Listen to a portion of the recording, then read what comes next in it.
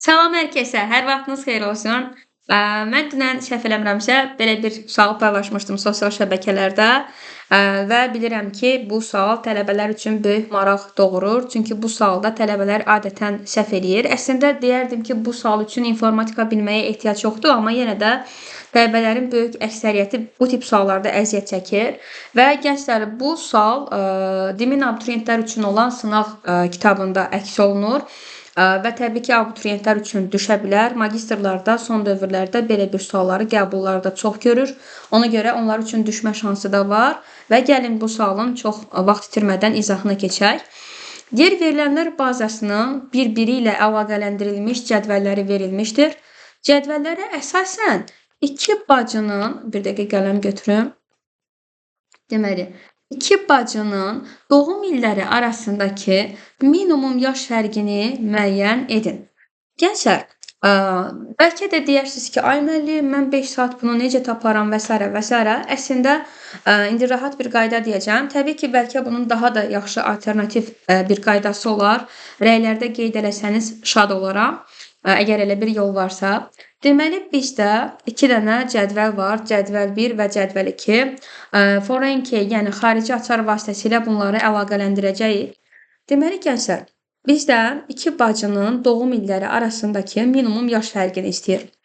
Yəni, əvvəlcə biz təyin etməliyik ki, kimlər 2 bacıdır.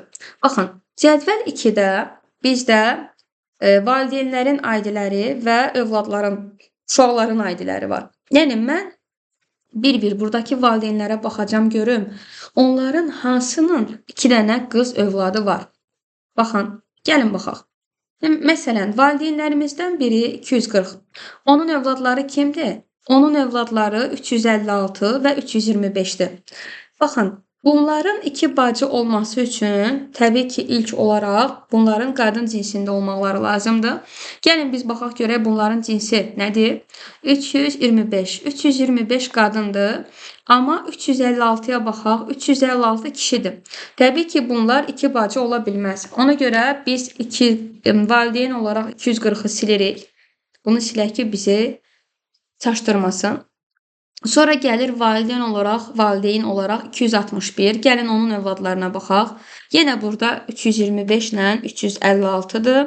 Yenə biz gördük ki, 325 qadın cinsindədir, 356 kişi cinsində.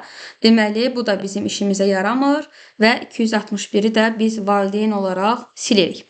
Sonra gəlir 325. Gəlin bunun övladlarına baxaq. 325-in övladları kimdir? 517 və 427. 325-in övladları. Deməli, 517 və 427. 517 qadın cinsindədir, ola bilər. 427 hanı bəs? 427 isə kişi cinsindədir. Deməli, təbii ki, bu da 2 bacı ola bilməz. Bunları da silirik. Sonra gəlir 356-nın övladları. 356-nın övladları 625 və 630-dur. Gəlin görək onların cinsi nədir? 625 və 630. Baxın, 625 və 630.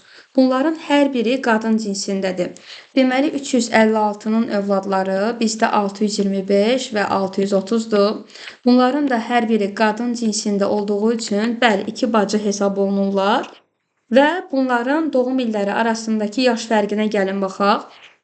Deməli, bizdə birinin yaş fərqi 630-un yaşı 1979-dur. 625-in yaşı isə 1976-dır. Üzrü sən, geç saatdə artıq. Ona görə hər bir səhv eləyirəm. Deməli, 1979-1976-dır doğum illəri bunların. Təbii ki, bunların yaş fərqi 1979-dan biz çıxırıq 1976-nı. Bunların yaş fərqi bizə verir 3-ü. İndi, okey, biz bunu 3 tapdıq. Amma baxaq görək, bəlkə başqa hər hansısa bir 2 bacı var və onların, necə deyərlər, doğum illəri daha kiçik bir ədəddir. Gəlin ona nəzər yetirək. Biz bu 356-ları da silək, çünki artıq onları da biz nəzər yetirmiş olduq. Sonra gəlir 367 valideyn kimi. Baxın, onun da övladları 625 və 630-dur. Biz artıq onların yaş fərqini təyin etmişik ki, 3-dür. Bu da bizə lazım deyil. Sonra gəlir burada 625 valideyn kimi. Baxaq görək 625-in övladları kimdir? 625-in övladları, üzr istəyirəm. 625-in övladları 943-dür və 962-dir. 943 kişi cinsindədir, 962 kişi cinsindədir. Təbii ki, bunlar iki bacı ola bilməz. Ona görə bunları da biz silirik artıq. Sonra gəlir valideyn kimi 427. Bunun da övladları 743 və 854-dür. Baxaq 743-ə. Bu qadın cinsində də ola bilər. 854-ə baxaq. 854. Bu da qadın cinsində də ola bilər. Aha. Deməli, bizim şərtimizi 427 də ödəyə bilər valideyn kimi. Onun övladları qızdır və iki bacı hesab olunurlar artıq bunlar. Övladları 743-dür və 854-dür.